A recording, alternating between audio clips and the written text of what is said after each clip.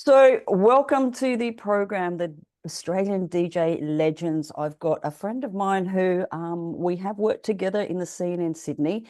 And I actually remember back when in the 90s and 2000s when the music industry had less DJs and more punters, and it was very easy to keep up with everybody. And I was always fascinated from playing in Sydney, who was the who's of the who's.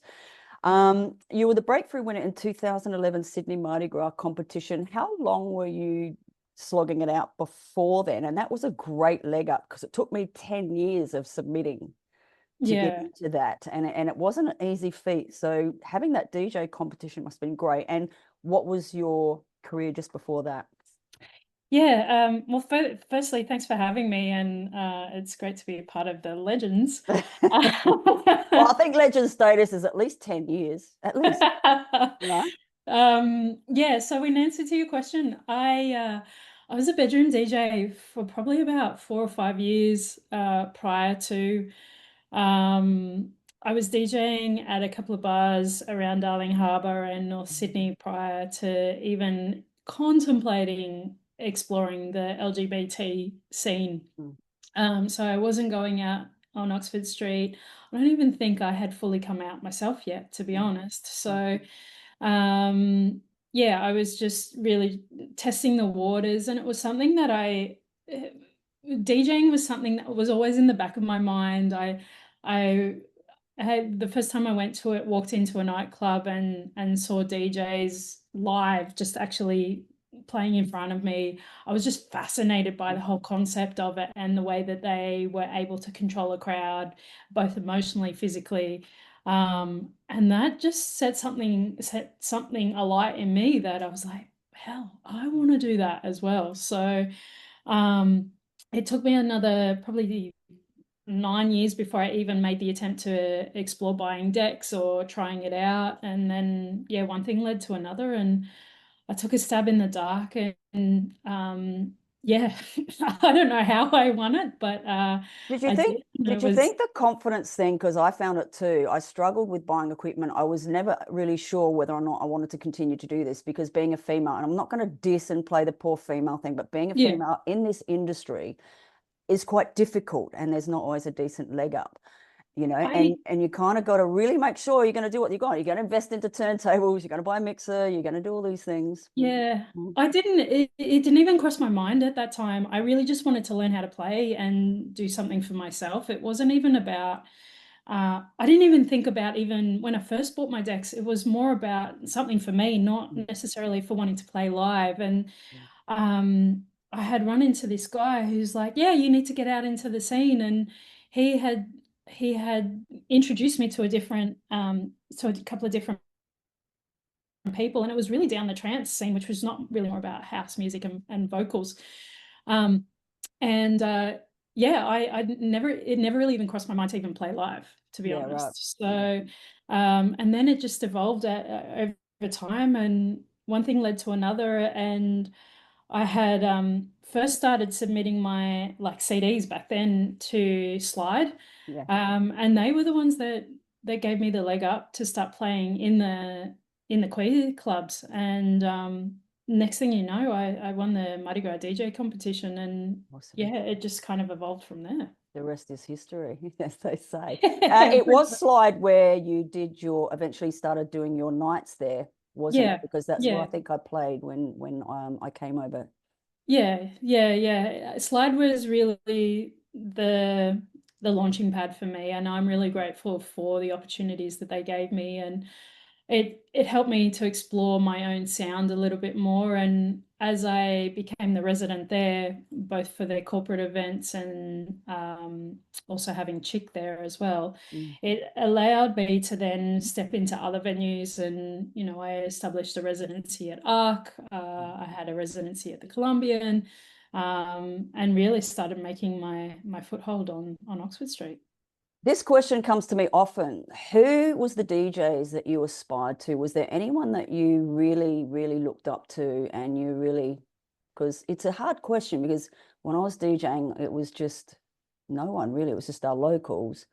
But then as Yeah. I started discovering Sydney and Melbourne, there were people I really loved, like DJ Jules, who did a long residency at DCM's. There was Mm. Paul Goodyear. There was who was there's a whole string of Kate Monroe. Lexi Yeah. Bradfield was one of the Yeah. legends that I've interviewed.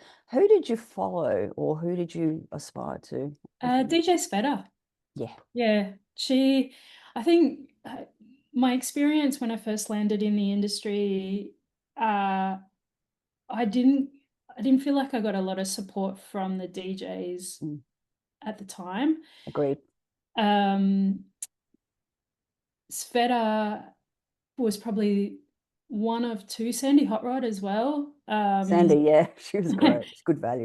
Yeah, both of those kind of took me under their wings and really just enabled me to explore myself and gave me the faith to believe in myself as Yeah, well, that yeah, I had something. And yeah, I was young and I was new and I hadn't quite developed the skill set or the sound for that matter, that I've established now after 20 years of being in the industry. But I was really grateful for the opportunities that they and just the time that they took to encourage me to keep going. yeah. And that's so important to get support because Sydney's a tough market and it's a Yeah. very tough industry to get into because not the doors weren't always open. No. I found that, when I gave Kate Monroe gigs here in Adelaide and I gave Alex Taylor gigs here in Sveta and everyone, that's when the connection started to form and it was a Yeah. tit for tat. But you were very, very lucky at that time. So tell us more about how you felt, because I remember my first gig at Mardi Gras. How did you feel after your set and prior to your set? And how did it go down? Because that is one amazing experience that any DJ Yeah. would love to experience. Yeah, it feels so surreal. It felt so surreal and it probably I probably didn't embrace it as much as I in retrospect now, looking back at it. I think I was in the Dome and Great venue. I was right before uh oh my gosh, his name escapes me now. Mark Trevorrow. Yep. So he was doing a show straight after me, and look, it wasn't a very full room. It was fairly empty. I don't even know the songs I played. Yeah, it was just this whirlwind of a moment, and I think there's only one photo that exists of me from that set, and it's like from miles away. I didn't, unfortunately, I was freshly new in the scene, so I hadn't really established a name for myself or Mm. a following. So really, I basically played to an empty room, to be honest. But But it was it's something, just that leg up. I think that in the yeah, industry, like I wouldn't have cared how many people are in the room. It's just that when you get that acknowledgement and yeah, you get that opportunity and you get that profile, it generally helps you throughout your career. Because, like I said, it's not an easy feat to get into yeah, Mardi Gras. You know. yeah, absolutely. And I think that that's what was the stepping stone for me because I used that as leverage as an Mm. opportunity to explore more venues and more gigs, and it kind of evolved from there. And then very rapidly things started to take off for me. So Yeah. it was only 3 or 4 years before I was traveling. I did my first tour in the States, and Mm. yeah, it kind of expanded from there. Yeah, yeah, yeah. So you did the circuit in Sydney, and well done for also getting a residency at ARC. There's only a couple of us that managed to do that, which was Yeah, great. I loved it. Yeah, it's an amazing venue, and I think you were there when they removed the DJ from the back, or was there a transition when they took him out of that DJ booth Yeah, out onto the main or near the main stage on the top, yeah, on the top level, second yeah, level? yeah, on the mezzanine. What did that Yeah, feel like? Because it was crazy. It was a great venue to DJ in because especially if you're like me, you'd travel, you've done 4 or 5 gigs, you don't want to be in the thick of it. You want your own yeah. room, you want to be able to play. But that was an amazing time, wasn't it? Yeah, 2015, 16, and 17 were probably the highlights. ARC was really just at its next level. Mhm. Management had changed. They were really pivoting into a new direction, and being part of that and being involved in the residency and the evolution of ARC was just phenomenal. And some of my favorite nights still are from Oh, playing there. So, it was always around midnight when the lasers would come on and everything would explode and people would just go absolutely nuts. It was the best feeling. And that lighting rig used to You come know, would start down to, like, yeah, you know, yeah, that room, I think, was an amazing room out of all the gigs I've ever played, especially around Australia. It was a small room. It probably what had a couple of hundred people in it, but the mm, energy in that round room and the way that the yeah, sound was designed, you yeah, could still hear everything up the top. It wasn't, you never got a sound hangover, but the energy you could create with the right yeah, music at the right yeah. time with those great lighting guys. I don't know, they just used to do such a brilliant Great job. job. It's one Yeah. of the probably the best rooms I've played in. What's your thoughts on that? Oh, absolutely. I was really fortunate over Mardi Gras this year that they did an ARC reunion and I got to Yes. do the headline set for that. And Nice. it would just everything came flooding back to me. The same people rocked up and stood at the DJ booth. I mean, I'm getting goosebumps at the Yeah, thought of even, yeah, I do too. thinking about Yeah. it. Yeah. But honestly, ARC is probably it holds such a strong place in my heart because it really did help me evolve my sound. It helped me improve my skills. And it really gave me a platform to establish myself as someone who was serious and someone who really wanted to make a real good go of this as a career Yeah. path.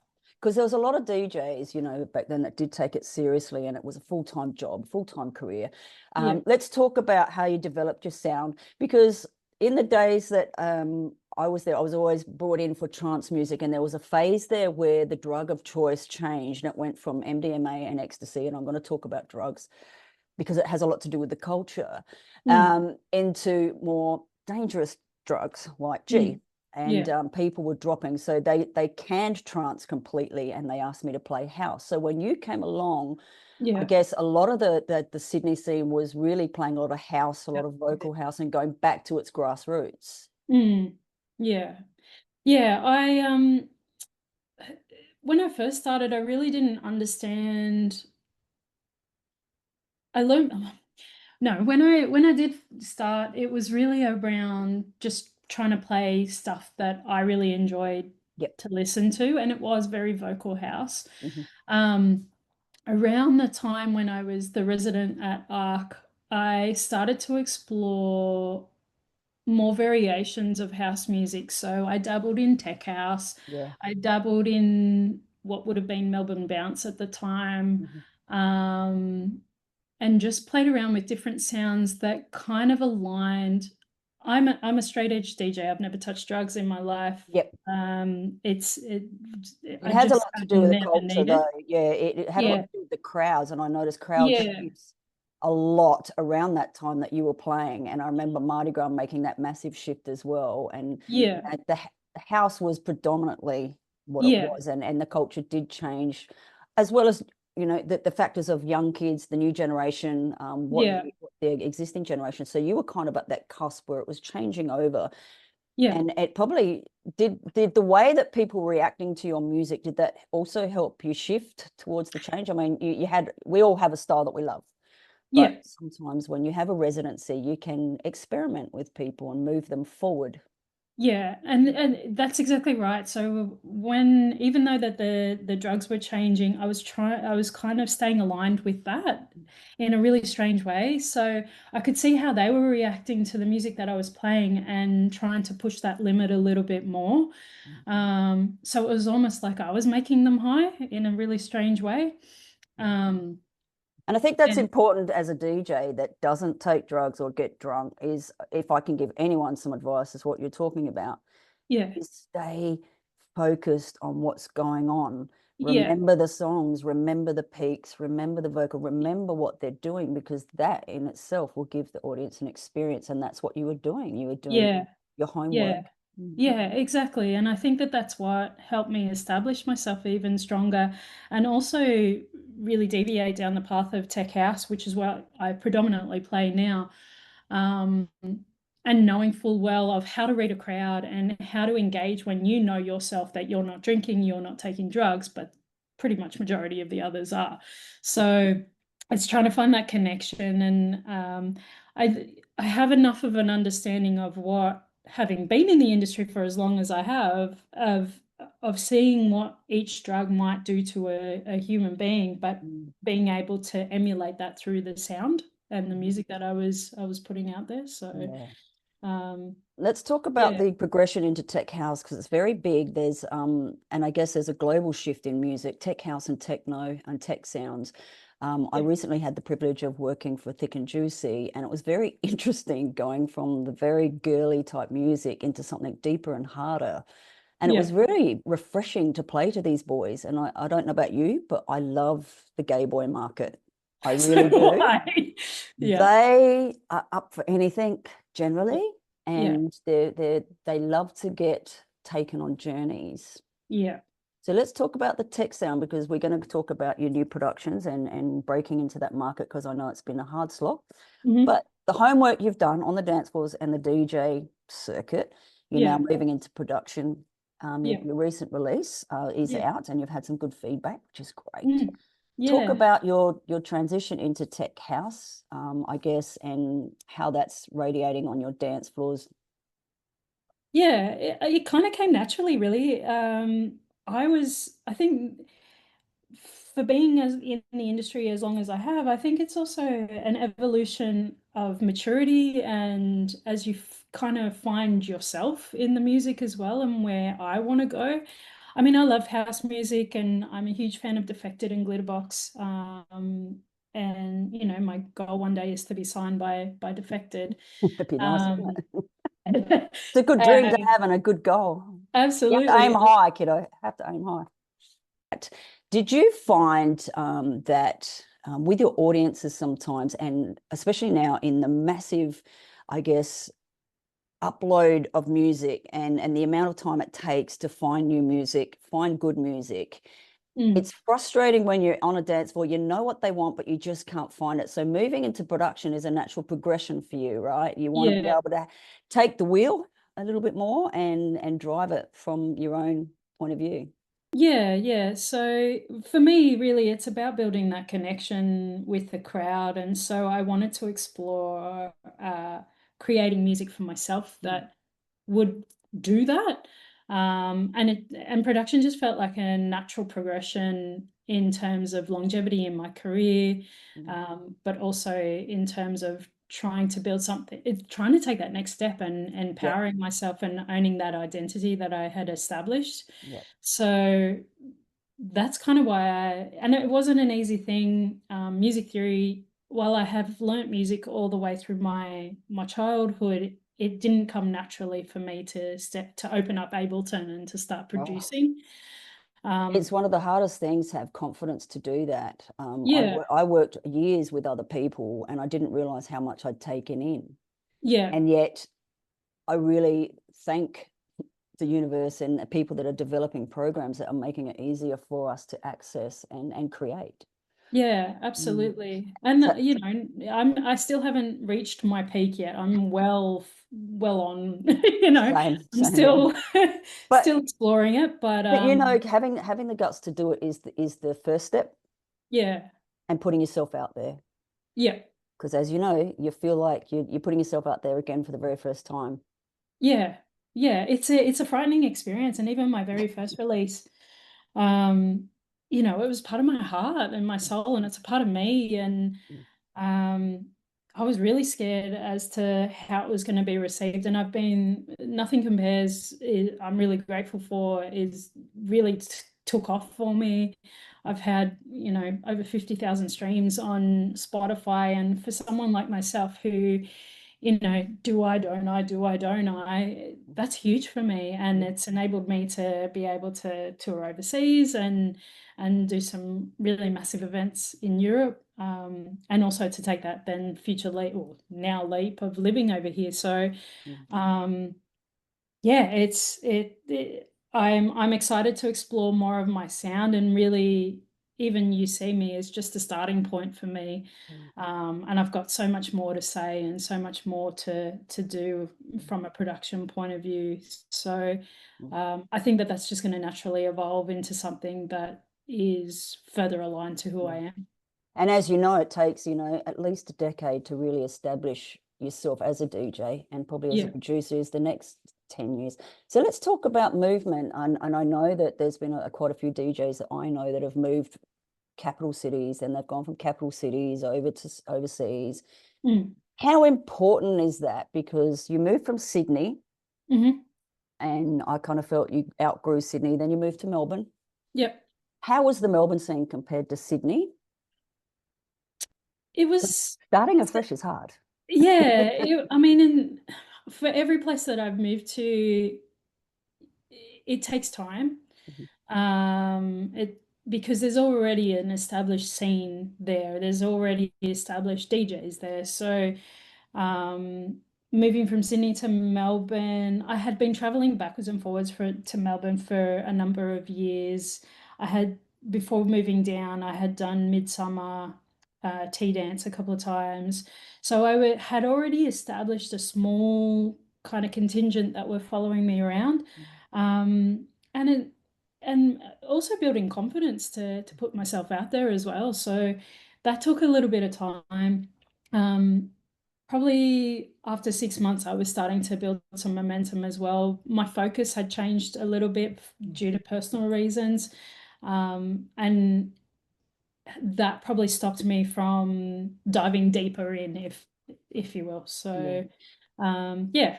So people like Juliet Fox, she moved over to Europe, had spent, did very much like you did. She got over to the UK and just went full time, took the punt, started Yeah. writing full time.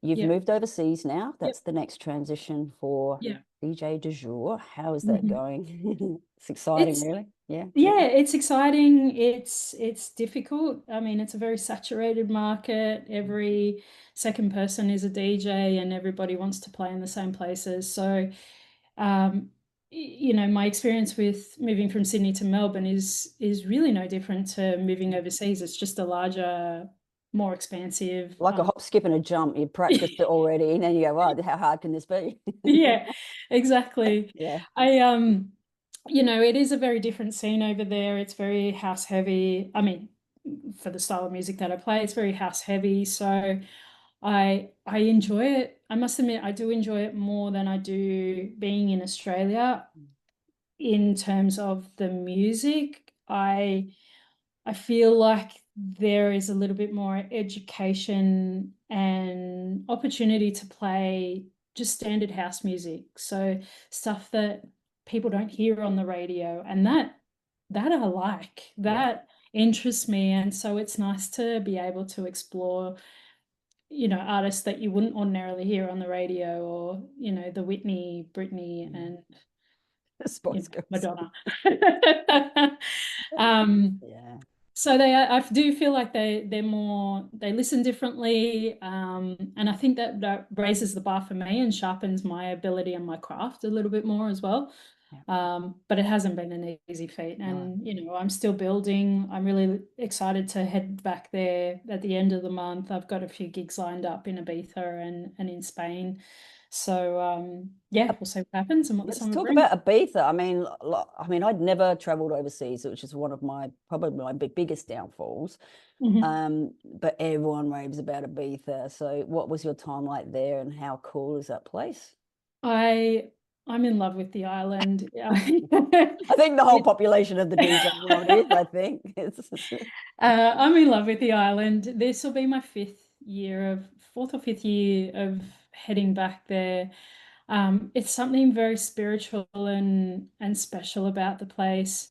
And it's not just about the nightclubs or the super clubs. It's just the general energy when you land.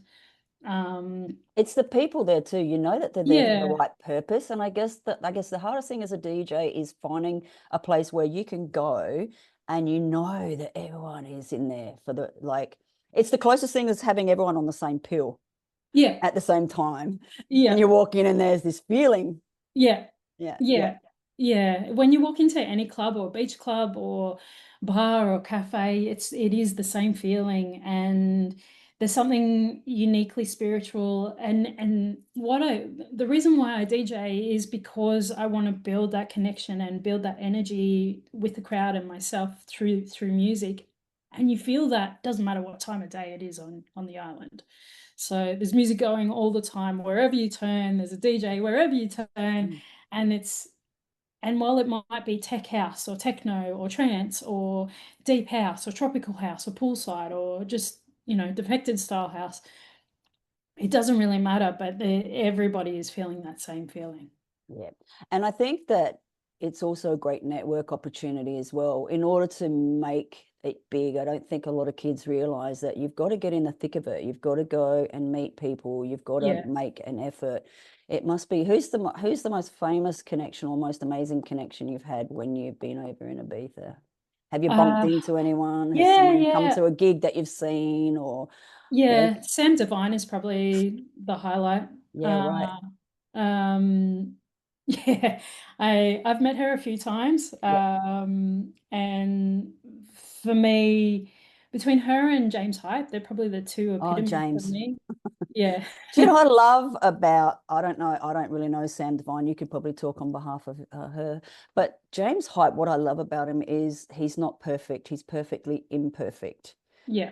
And when you come from nothing and you do the hard slog, I mean, really the hard slog, the shitty gigs, the shitty equipment you've owned, the back rooms and all the shit. And he's done that. And now Yeah. he's bringing it to the surface and he's got a very open, I guess, slather. There's nothing hiding, there's nothing polished, Yeah. Yeah. and it's really nice because he's gaining the interest of the underdog, Yeah. and he's so talented, Yeah. Yeah. right? He And gives that's me faith that there's something in me that I can do. So, I agree. I agree. yeah, Right? yeah. I think he's amazing. I love his story. I love watching him perform. Mhm. He everything he says really resonates with me, Yeah, and I'm just like, yeah, that's what I think, or yeah, that's how I feel. yeah. So for And it's me, really yeah, refreshing in an industry like this where yeah, it's everyone is so far up their own asses that they wouldn't even yeah, say hello to you. And there's a couple of people in the industry at the moment that are up the high rankings and they've just got their egos and everything. That's fine. Everyone gets yeah, it. But yeah, James hasn't let it get to his head, yeah. and he's always rooting for the underdog, which is great. Yeah, which is kind of how I've been asked this question a lot throughout my career is, when you make it or Mm, when you're big or whatever. And for me, staying grounded is a huge part of my own authenticity as well. And I mm, think that that's something that is critical. If someone came up to me and asked for advice, or, I've got a young female DJ coming up to me wanting information, I'm not going to gatekeep that stuff. And yeah. one of the things that I've experienced, particularly in Australia, is a lot of gatekeeping of information, Mm. of music, of information, of skill set, of anything. I'm an open Anything. source. Something Learn. really simple. Yes, Yeah, absolutely. I learn from agree. me. Yeah, if I can share something with you, then great. Yeah. And if you can take something away, even better. Like, Mm. yeah, And, I'm not afraid of sharing that information. And I've noticed a lot of the trends actually. I'm really an observer lately of the industry because, like you, I'm just a workhorse. I'm not really interested in making it big time. Mm, I'm in it I for the right am. reasons. Yeah. Well, I am, but you know what I mean. I'm not saying big league because there's the top 21 DJs in the Yeah, world. Good luck trying to tap into that market. There's no correct. room for number 22. No, Like that's there's right. not, right? Yeah. So being consistent and not getting your ego and working Mm, on your craft will give you longevity because these guys that are going to the top are quickly coming we're down. coming Now down. I can name a few, but Yeah, I'm not because that would be detrimental to them. But I've noticed a few of the big guys that were around that came up the ranks super fast. They're going down yeah, now. They're knocking on doors, and then there's all these new guys up there. So yeah, it is an industry, Kat, where I think that what you're doing in the industry and slogging it out and being consistent with who you are, what you're doing is really important for your longevity as well. yeah. Because people in the industry don't last. That's right. And look at Yeah. your Beachies and people like that. Even in the rock industry, we lost a lot of people to their egos and to the fame monster. Mm, It's really important to keep yourself grounded. absolutely. And I wouldn't be true to myself if I didn't remain authentic and grounded and Mm. aligned with my own values. And I think that's what's helped to keep that longevity going is because I've always stayed aligned to who I am. Yeah, yeah, yeah, Mm. absolutely. So, your sound, let's talk about your sound at the moment. And it blends soulful house with tech house. How would you describe your musical identity? Musical, I think it's a really tricky question, and I've been thinking about that for a while. Really, it's about building that connection between the DJ or me and the Mm. crowd. And for me, I want to create a feeling where people come in and dance on my dance floor, Mm. and they're feeling like a sense of belonging. Yeah. And How does that come across? Like I the noticed your music, recent, yeah, your most recent post about your is it the Journey CD? yeah, Yeah. yeah, That's um, interesting because one of the things you do, you have a dance floor in front of you and you start to create, but sometimes you can have a really artistic mix that you want people to maybe have a listen to that might be a little bit different yeah, to absorb yeah. it. Mm. I think for me, it's a really around watching the crowd and and choosing the right times, the peaks of music, and trying to create uplifting and inclusive moments. Um, yeah, I'm still, I don't know. I don't know how to explain it. It's just Okay, one of so those feelings, yeah, really. so let's ask another question because I know it's so important to people. We talk about commercialism and non-commercialism. Yeah, How important is vocal? Because I notice you're doing a yeah, lot of mashup lately. yeah, How important is vocals to you versus non-vocal? Because sometimes the way that you do a mashup, and then you do, I notice on your social media, because I've been doing yeah, my homework, is that sometimes if you don't grab their attention, you have to sort of come down to their level and go, right, what are they going to react to? And vocals are so important with that, something yeah. familiar without being too daggy. Yeah, yeah. Mm, I think that's staying aligned to what sets my soul on fire, really. okay. Um, house music is really about joy and freedom, and so it's about creating those same moments on the dance floor with a live mashup, or if I'm producing something. So for me, it's around trying to find those moments of connection Mm, and familiarity. And it might be something that you can hear on the radio. Look, it also depends on the crowd as well. mm, And I've been back in Australia for a couple of months and playing to Sydney crowds, and really what they want is, you want to give them what they want, but also what you think they need as well. yeah. And so I think when I'm doing those live mashups, that's what I'm thinking about, is what is it that they want to, what is it that they want?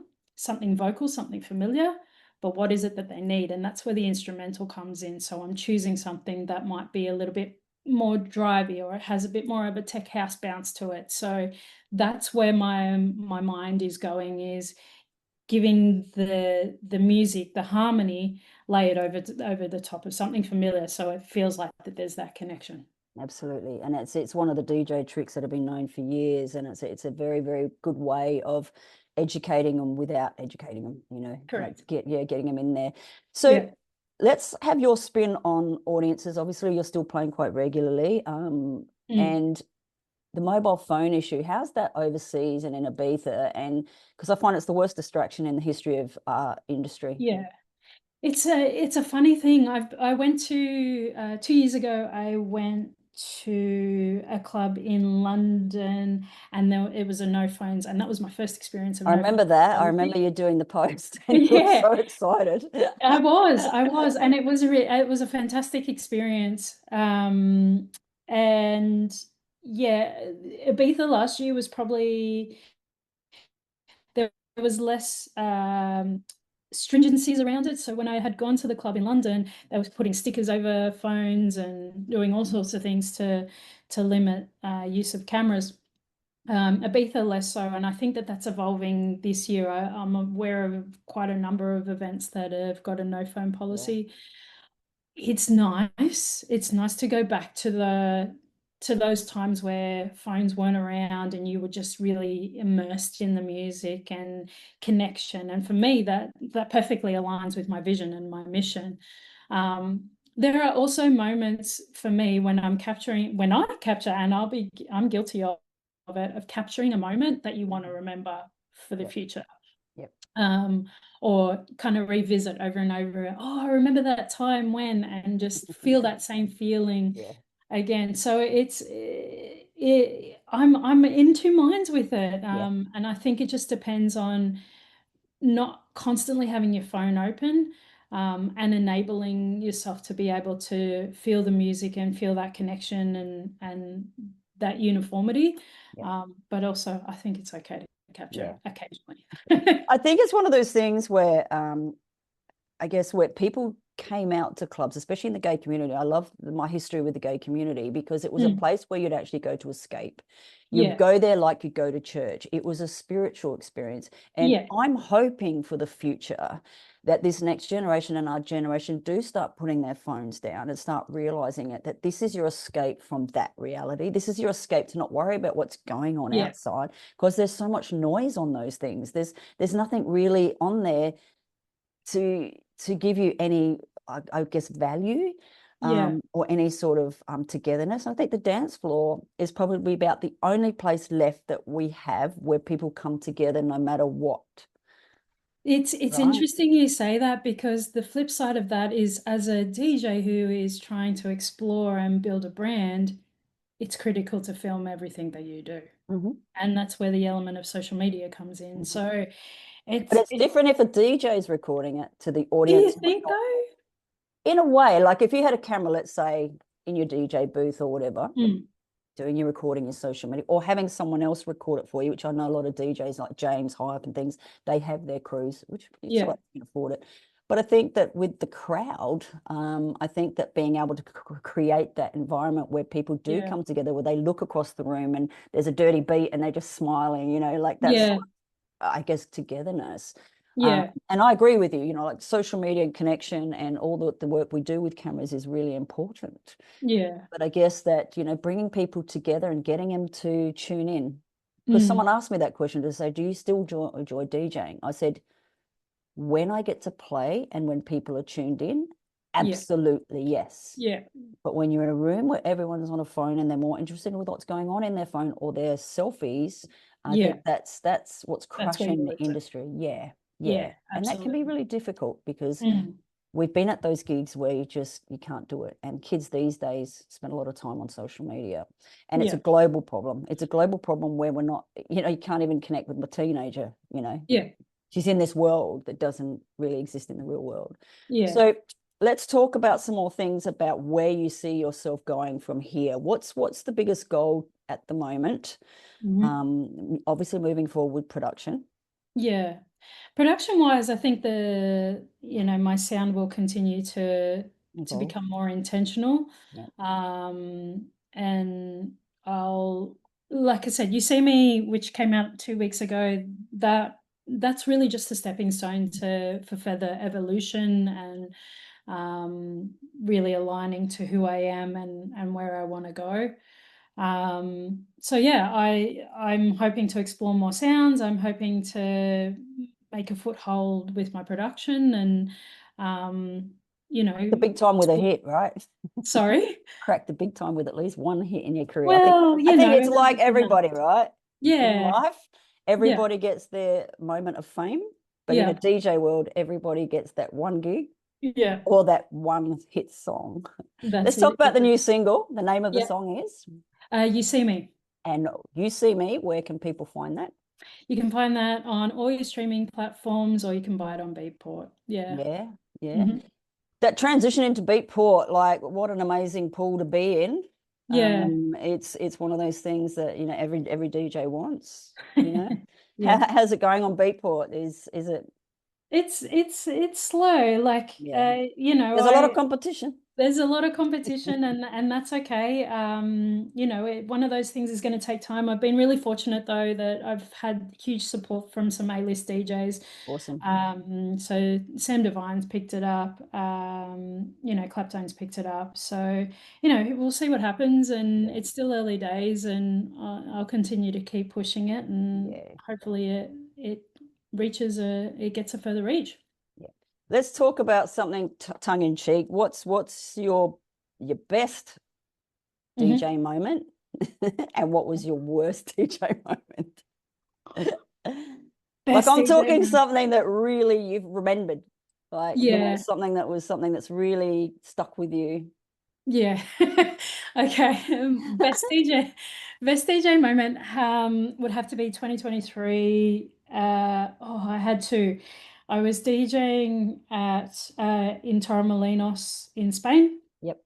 And this was immediately after COVID. So we had tried 2 or 3 times to get me over there to play. Finally got over there, and I had dropped Nothing Compares. So it was my first release, and the entire room just absolutely erupted when the vocals came in. So that was a pretty special moment.